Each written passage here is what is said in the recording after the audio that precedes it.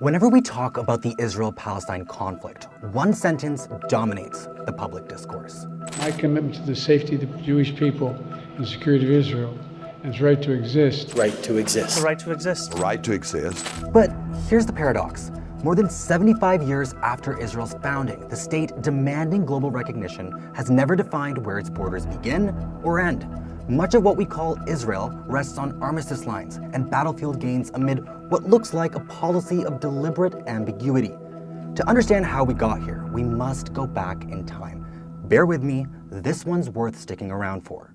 In the late 1940s, Britain, which had been occupying Palestine since 1917, relinquished control of the territory and handed its future over to the United Nations. And in 1947, a year before Israel came into being, the UN came forth with a partition plan, one that would be swiftly rejected by the Palestinians. At the time, Palestinians made up the majority of the population across the territory. Yet the UN plan allocated most of the territory to the Jewish minority, giving its Arab majority a smaller share. Today, Zionists argue that Palestinians' rejection of the plan signaled that they would never tolerate coexisting with Jews in the territory. But scholars like Rashid Khalidi say the partition plan was just the first step of the settler colonial project in Palestine. And in May 1948, Israel declared its statehood as Zionist militias, including the Haganah, the Lay, and Irgun, violently displaced over 700,000 Palestinians from their homes and villages to clear and seize their land in what is known as the Nakba, or the catastrophe. Most of the expelled Palestinians were never allowed to return, and many remain in refugee camps to this day.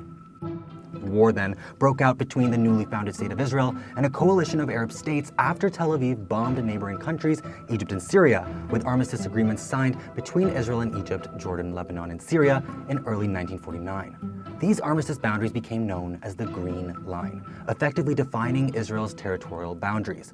But the biggest change came in 1967, when Israel occupied more Palestinian territory, the West Bank, Gaza, and East Jerusalem, as well as Syria's Golan Heights, tripling the territory under its control in a move the international community largely rejected. Everything that has been happening since the foundation of the Israeli state relates to a larger project, however.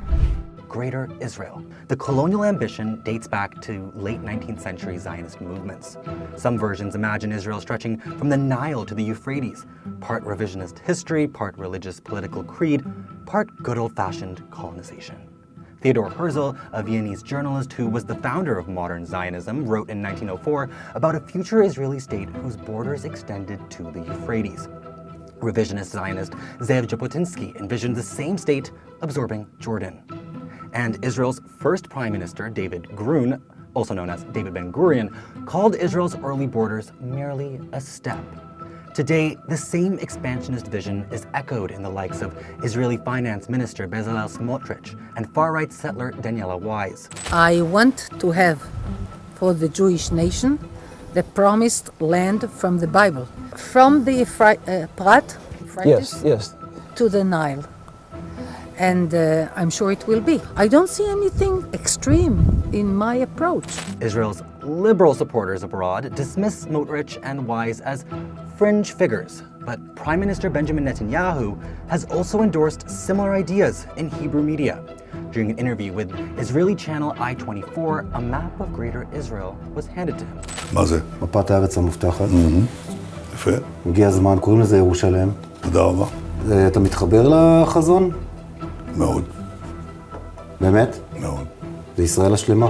If you want more proof that the Greater Israel Project isn't just a fringe fantasy to write off, take a look at numerous children's books that show Jewish settlement in Lebanese territory. And no, it's not just symbolic. An Israeli settler organization, Ori Zafon, recently began offering plots of land and properties inside southern Lebanon, urging Israeli buyers to head north. They even published a map renaming large parts of southern Lebanon with Hebrew titles and advertising future settlements. Plots began at around $80,000. This debate isn't about Israel's existence. It's about where that existence ends. Only Egypt and Jordan have internationally recognized negotiated frontiers with Israel. Everywhere else, Israel's borders seem to be constantly expanding through illegal settlements, land annexations, airstrikes, and the enforcement of military occupation. International law says borders cannot be changed by force. Yet Palestine's West Bank is being carved up via illegal settlements and closed military zones. Much of Palestine's Gaza remains under Israeli control and surveillance as Tel Aviv continues to launch strikes in breach of the ceasefire. Parts of Lebanon and Syria have been turned into Israeli buffer zones. So the main questions remain unanswered. Where do Israel's borders begin? Where do they end? And why, after 75 years, are they still not defined? It seems like Israel is drawing them as it wishes, and the world is being asked to accept them as Israel continues to expand.